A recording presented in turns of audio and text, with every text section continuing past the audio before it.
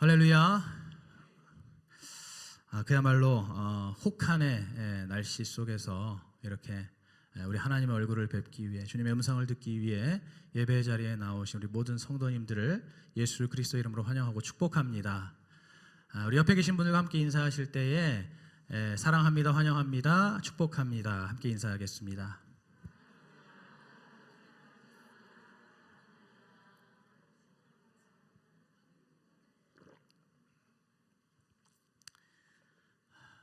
할렐루야. 날씨가 좀 많이 추워져서 그런지 모르겠는데 제가 그 목소리 상태가 그렇게 썩 양호하지가 못합니다. 감기는 아닌데 이상하게 목소리가 자꾸 잠기고 가라앉아요. 그래서 처음에는 괜찮거든요. 근데 이제 시간이 가면 갈수록 점점 가라앉더라고요.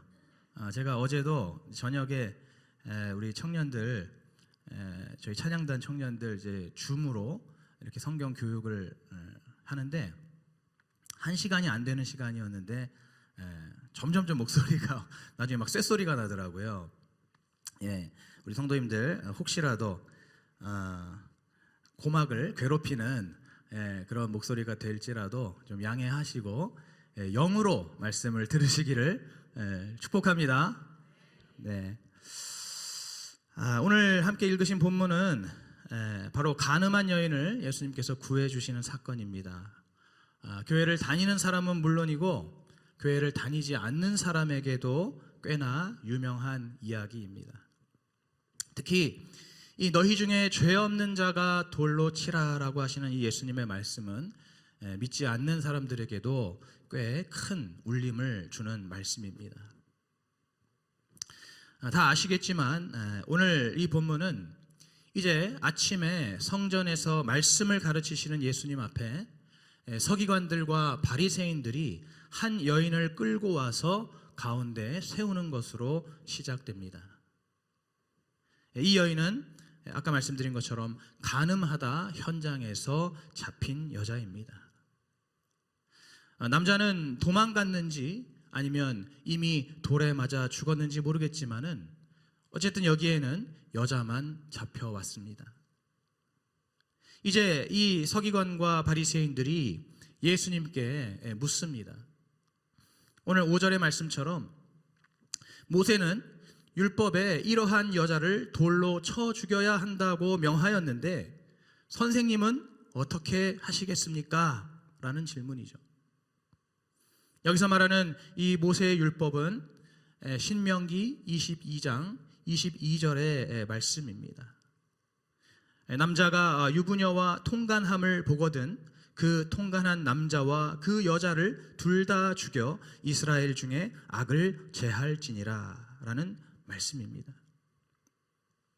그런데 오늘 6절에 보시면은 사실 지금 이 상황은 유대인들이 예수님을 고소하려고 시험하고 있는 그러한 유대인들이 파놓은 고도의 함정입니다. 만일에 예수님께서 그 여인을 처형하지 말라고 하시면은 율법을 위반한 것이기 때문에 그것 때문에 예수님을 고소할 것이고, 반대로 그 여인을 처형하라고 하시면은 그럼 일단 예수님의 이미지에 큰 손상이 가게 됩니다. 원래 예수님은 가난한 자, 소외된 자, 억눌린 자, 그리고 죄인들과 어울리시면서 그들의 친구라고 그렇게 사역을 하시는 분인데, 만약에 이 간음한 여인을 처형하라고 하신다면 그러한 예수님의 이미지에 어쩔 수 없이 큰 타격을 입게 되는 것이죠. 더 심각한 것은 바로 로마법으로 예수님을 고발할 수 있다는 것입니다. 왜냐하면 그 당시에 로마법에서 이 유대인들끼리 사형 집행을 자기들끼리 하지 못하게 되어 있었기 때문입니다. 여러분, 오늘 설교의 제목이 옳고 그름의 도를 내려놓자인데, 지금 이 유대인이 예수님을 시험하고 있는 그 기준이 무엇인가요? 바로 옳고 그름입니다. 이 옳고 그름의 잣대를 가지고 유대인들이 예수님을 시험하고 있는 것입니다. 이 유대인들은 사실상 지금 자신들이 잡아온 이 여인의 그 비참한 상황 자체에는 전혀 관심도 없습니다. 지금 이 여인은 여자로서의 최소한의 존중도 없이 현장에서 끌려온 그 수치심과 그리고 금방이라도 돌에 맞아서 처참하게 죽게 된다는 그 공포감에 사로잡혀서 아마 그곳에서 홀로 부들부들 떨고 있었을 것입니다. 하지만 이 유대인들에게는 그저 율법에 따라서 잘잘못을 가리고 그리고 옳고 그름을 따져서 이 가늠한 여인을 정죄하고 돌로 쳐 죽이는 것만이 중요한 것입니다. 그리고 이 여인은 당연히 그렇게 돌로 처단하는 것이 마땅한 것입니다. 그런데 단지 지금 이 로마법 때문에 그렇게 이 모세 율법대로 그 여인을 처형하기가 난감한 상황이기 때문에 바로 그 난감한 상황을 지금 예수님께 떠넘기고 있는 것이죠. 그 난감한 상황을 가지고 예수님을 시험하고 있는 것입니다. 즉 옳고 그름의 잣대로 당연히 심판받아야 할 이 여자를 이제 예수님께서는 어떻게 심판하시겠습니까? 라고 묻고 있는 것입니다. 여러분, 오늘 우리가 정말로 조심해야 하는 것이 바로 이 옳고 그름에 치우치는 것입니다. 왜 그렇습니까? 우리가 예수 그리스도를 믿고 나면은 말씀을 배우기 때문입니다. 우리가 하나님의 말씀을 이제 하나님의 자녀로서 살기 위해서, 예수 그리스도의 제자로서 살기 위해서 이 하나님의 말씀을 배우는데, 그런데 자칫 잘못하면은 그 배우는 말씀이 자기의 옳고 그름의 잣대가 되어서 다른 사람에게 던져서 다치게 하는 돌이 될 수 있기 때문입니다. 내가 배운 말씀이 다른 사람을 향해 던지는 그러한 돌이 될 수도 있다는 것입니다. 특히나 예수 믿은 지 오래됐을수록, 교회를 오래 다녔을수록, 그리고 말씀을 더 많이 안다고 할수록 오히려 더 그렇게 되기가 쉽습니다. 오랜 세월에 걸쳐서 자기 의와 자기 말씀의 그 기준이 세워져서 조금만 나보다 부족한 사람, 나보다 연약한 사람, 나만큼 안 되는 사람들을 보면은 이 자기 자신의 옳고 그름의 잣대로 너무나 쉽게 판단하고 지적하고 무안을 주고 또 비난하고 심지어 정죄하는 그러한 입장이 되기가 쉬운 것입니다. 이 말하는 입장에서는 그저 조언이고 충고이고 그리고 이거는 말씀이다라고 말할 수 있지만, 듣는 입장에서는 그 종이 한 장 차이로 얼굴이 빨개질 수가 있는 것입니다. 여러분, 지난주 주보의 간증을 보신 분들은 다 아시겠지만 사실상 다른 사람을 볼 것 없이 바로 여기 서 있는 제가 그 옳고 그름에 너무나 집착하는 한 사람이었습니다. 제가 지난주에 간증에 올렸듯이 그 옳고 그름의 잣대로 제 아내를 그렇게 들들 볶았습니다. 이 머리로는 예수님께서 교회를 사랑하듯이 아내를 사랑해야 한다는 것을 알고 있지만은 막상 현실에서는 나도 모르게 이 모태신앙과 그리고 목회자 자녀로서의 그 옳고 그름의 잣대가 자꾸만 튀어나와서 언제 어디서나 이 아내를 못마땅하게 여기고 또 아내에게 싫은 소리를 하고 또 아내를 못살게 굴었습니다. 즉 제가 늘 아내의 그 잘잘못을 따지고 옳고 그름을 가리던 그 저의 모든 말과 행동들이 아내를 향해서 던지는 그러한 비난과 정죄의 돌이 되었던 것입니다.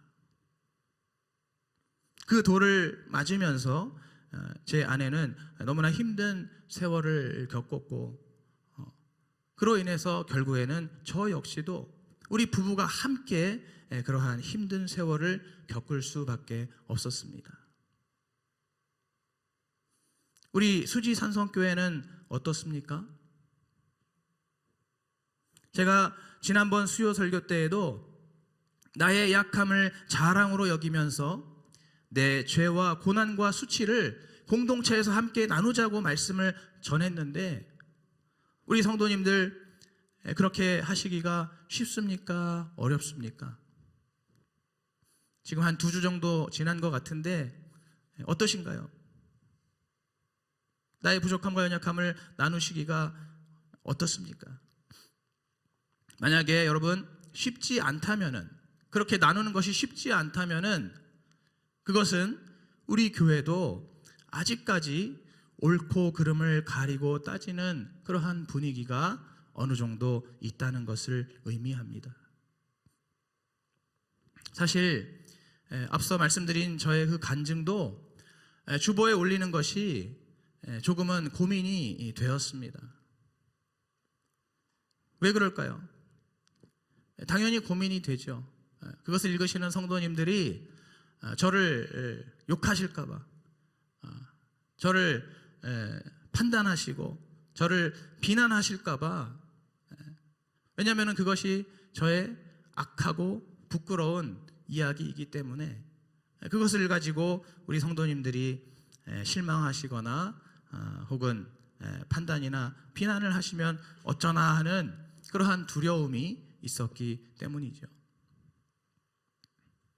이처럼 우리 교구나 또는 구역이나 어떠한 공동체에서든지 이 옳고 그름의 잣대로 서로를 판단하고 정죄하는 그러한 분위기가 있어서 우리 자신의 삶을 온전하게 나눌 수가 없다면 그것은 너무나 안타까운 일입니다. 야고보서 5장 16절 말씀에서 분명히 너희의 죄를 서로 고하라고 말씀하셨는데 그 말씀대로 순종할 수 없기 때문이죠. 이렇듯 사람을 대할 때나 어떤 일을 할 때에 매사를 옳고 그름으로 접근하고 결론을 내리는 일은 사실상 어떤 문제도 근본적으로 온전하게 해결할 수가 없습니다.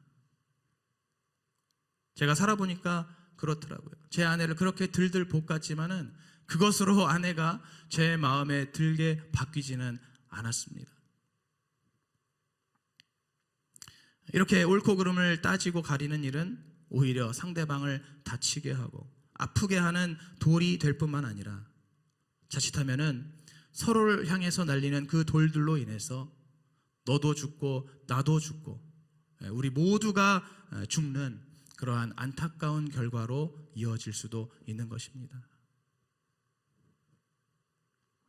여러분, 그렇기 때문에 오늘 우리의 손에 혹시라도 그 옳고 그름의 돌을 들고 있다면은 이제는 그 돌을 내려놓아야 할 줄로 믿습니다. 내려놓아야 할 줄로 믿습니다. 지금도 그 돌을 저에게 던지시려고 하는 그런 표정이 좀 보이는데요. 그렇게 우리가 우리의 손에 있는 그 옳고 그름의 돌을 내려놓기 위해서 우리에게 두 가지 변화가 필요합니다. 올해는 우리가 이 두 가지의 변화를 반드시 이루어서 우리의 손에 있는 옳고 그름의 돌을 내려놓고 우리의 공동체가 서로 간에 그 옳고 그름으로 판단하고 정죄하지 않는 그러한 공동체가 되어야 할 것입니다. 자, 첫째로는 우리 한번 따라해 보겠습니다. 말씀으로 따라해 보겠습니다. 시작. 말씀으로 자기 죄만 바라보자. 말씀으로 자기 죄만 바라보아야 됩니다. 오늘 6절 하반절에 보시면은 이제 예수님께서 아무 말씀도 없이 그저 조용하게 몸을 굽혀서 손가락으로 땅바닥에 무언가를 쓰셨습니다.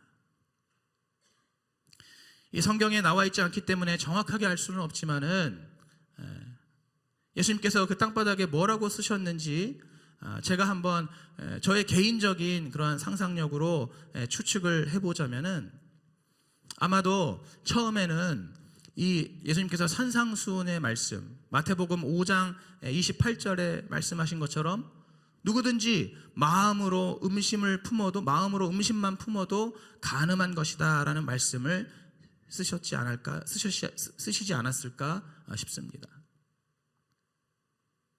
그리고 나서 7절에 보시면 유대인들이 계속해서 예수님께 질문을 하였다고 하고 있습니다. 아마도 자기들은 그런 죄를 짓지 않았다고 그렇게 예수님 앞에서 오리발을 내미는 것이 아닌가 그렇게 생각이 됩니다. 그러자 예수님께서 일어나셔서 너희 중에 죄 없는 자가 먼저 돌로 치라 라고 말씀하시고 바로 다시 앉아서 무언가를 땅에 쓰셨습니다. 아마 그때는 예수님께서 지금 그곳에 모여있는 그 모든 남자들, 그들이 지금 딱 잡아떼고 있었던 그들 마음속에 있는 온갖 음란한 죄를 하나하나 조목조목 적지 않으셨을까 싶습니다. 그러니까 다시 말해서 예수님께서 처음에는 너희들이 마음으로 음식만 품어도 간음한 것이다 이 말씀을 땅에 쓰시는데 그것을 보는 그 유대인들이 마음으로 짓는 죄는 뭐 누가 판단할 수가 없으니까 알 수가 없으니까 처음에는 일단 우리는 그렇지 않다라고 이렇게 오리발을 내밀다가 예수님께서 죄 없는 자가 먼저 돌로 치라라고 말씀하신 다음에 거기 모여있는 그 유대인들 한 사람 한 사람의 그 마음속의 음란의 죄를 땅바닥에 조목조목 적으시니까 이 모여있던 남자들이 결국에는 어른 아이 할 것 없이 한 사람 한 사람씩 자리를 떠나게 된 것이죠. 물론 이것은 저의 개인적인 상상일 뿐입니다. 무엇을 쓰셨는지는 알 수 없지만 어쨌든 예수님께서 땅에다가 쓰신 그 글들을 보고 거기에 모여있던 유대인들이 다 떠나가게 되었습니다. 그리고 결국에는 그 현장에는 예수님과 그리고 그 간음한 여인만이 남게 되었습니다. 여러분, 오늘 이 유대인들이 예수님께서 땅바닥에 적어주신 그 말씀을 통해서 자기 죄를 보았습니다. 바로 이것처럼 오늘 우리도 이 기록되어진 말씀을 통해서 자기의 죄를 보아야 하는 것입니다. 아까도 말씀드렸지만은 기껏 말씀을 배워서 그 말씀을 가지고 남을 향한 옳고 그름의 잣대로 휘둘러 대기가 쉽습니다. 그 말씀을 배우면서 내 죄를 봐야 되고 나의 허물을 봐야 되는데 그것이 아니라 자꾸만 다른 사람의 죄를 보고 다른 사람의 부족함과 연약함을 보고 다른 사람의 허물을 들춰내고 그들을 향해서 비방하고 판단하고 또 정죄하는 그러한 옳고 그름의 잣대로 이 말씀을 휘둘러댄다면 여러분 그 사람은 말씀을 완전히 잘못 배운 것입니다. 여러분 저도 과거에 말씀을 잘못 배웠다고 할 수 있겠죠. 그러니까 결혼하고 나서 아내를 향해 그렇게 옳고 그름으로 판단을 했던 것입니다. 어떻게 보면 저도 말씀을 잘못 배운 것입니다. 여러분 말씀을 제대로 배우면은 말씀을 바르게 배우면은 자기 죄와 자기 허물만 보이게 되어 있습니다. 여러분 당장 오늘 이 말씀 제가 지금 전하고 있는 이 요한복음 8장 1절부터 11절의 이 말씀도 마찬가지죠. 이 말씀을 우리가 들을 때에 이 말씀에 나오는 이 바리새인들과 서기관들을 통해서 그리고 그들에게서 바로 내 자신을 보아야 하는 것입니다. 이 서기관과 바리새인들 옳고 그름의 잣대로 간음한 여인을 잡아온 그 유대인들에게서 바로 완고하고 교만한 내 자신을 발견할 수 있어야 하는 것이죠. 그렇게 되면은 남의 죄나 남의 허물을 보고 판단하고 지적하고 정죄할 시간이 없어집니다. 왜냐하면 말씀을 통해서 지금 내 자신을 보기 바쁘기 때문이죠. 나의 죄와 나의 허물과 나의 부족함, 나의 연약함을 보기 바쁘기 때문에 다른 사람 볼 시간이 없는 것입니다. 여러분, 저도 그랬습니다. 하나님의 말씀을 통해서, 하나님의 말씀을 제가 제대로 보면서 그 말씀 속에서 나의 죄를 보니까, 나의 그 실체를 보니까 더 이상 아내를 탓할 수가 없는 겁니다. 아내를 뭐라고 할 시간도 없는 겁니다. 바로 그런 식으로 저와 아내의, 우리의 그 관계가 달라졌던 것이고, 그렇게 우리의 관계가 하나님 말씀 안에서 개선되어지고 또 소망을 찾을 수 있게 된 것이죠. 여러분, 이렇게 끊임없이 말씀을 통해서 내 죄를 보면은 주님 앞에서 겸손해지고, 그리고 이제는 다른 사람들의 죄나 허물을 볼 때에도 결국 우리가 다 똑같은 죄인이라고 생각하면서 어떻게 됩니까? 바로 하나님의 긍휼을 구하게 되는 것입니다. 원래는 말씀으로 계속해서 판단하고 비방하고 정죄하기 바빴었는데, 이제는 나나 저 사람이나 우리가 다 똑같은 죄인이고, 알고 보면 나는 저 사람보다 더 나쁜 죄인이니까 이러한 우리 모두를 위해서 우리 하나님께서 긍휼을 내려주시기를, 하나님께서 불쌍히 여겨주시기를 그렇게 간절히 구하면서 결국 우리 손에 있던 돌을 내려놓게 되는 것입니다. 오늘 우리 모든 수지산성 가족들이 각자 자기 손에 나도 모르게 들고 있었던 그 옳고 그름의 돌들을 잘 발견하시고, 이제 오늘 이 말씀을 통해서 그 손에 있던, 그 꽉 쥐고 있었던 그 돌들을 하나하나 다 내려놓으시는 그러한 우리 모든 성도님들 되시기를 축복합니다. 여러분, 옆에 있는 분들과 이렇게 한번 인사해 보겠습니다. 돌을 내려놓읍시다. 한번 인사합니다.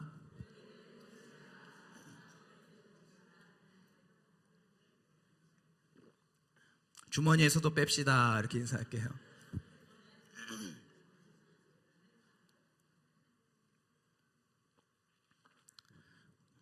성도님들, 말씀 잘 듣고 계십니까? 목소리가 점점 가는 게 지금 느껴지시죠? 이렇습니다. 자, 그렇게 옳고 그름의 돌을 이제 내려놓게 되면은 그 다음으로 두 번째 변화가 필요합니다. 자, 이것도 같이 따라해 보겠습니다. 말씀으로 다른 사람을 살리자. 말씀으로 다른 사람을 살리는 우리가 되어야 됩니다. 여러분, 오늘 10절과 11절 말씀해 보시면 예수님께서 너를 정죄한 자가 어디 있느냐라고 물으시고, 이제 혼자 남은 여인은 주여 없나이다 라고 대답합니다. 그러자 예수님께서 이제 마지막으로 말씀하시죠. 11절 말씀입니다. 우리 그 예수께서 가라사대부터 같이 한번 읽어보겠습니다. 시작.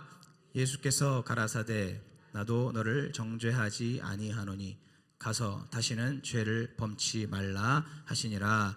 아멘. 여러분, 아까 유대인들은 어땠습니까?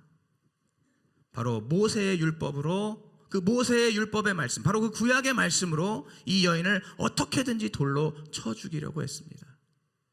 말씀으로 사람을 죽이려고 했습니다. 여러분, 그러나 오늘 예수님은 바로 율법의 완성이신 당신의 그 말씀으로 이 여인을 용서해 주시면서, 그리고 더 이상 절대로 같은 죄를 짓지 말라고 분명하게 말씀하셨습니다.